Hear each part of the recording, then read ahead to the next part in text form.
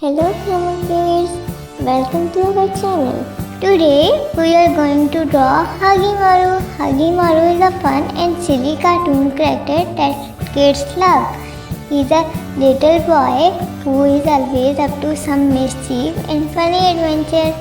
Hagemaru loves to play tricks and make everyone laugh with his clever and funny ideas. He has a big heart and cares deeply for his family and friends.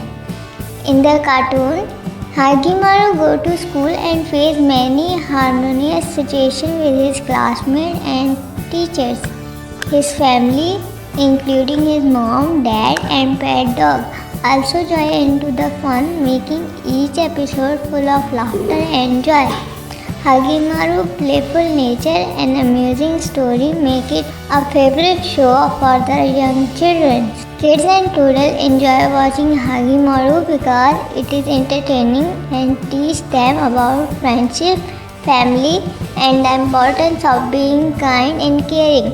The colorful animation and funny characters make it a perfect cartoon for the young viewers to enjoy and learning from.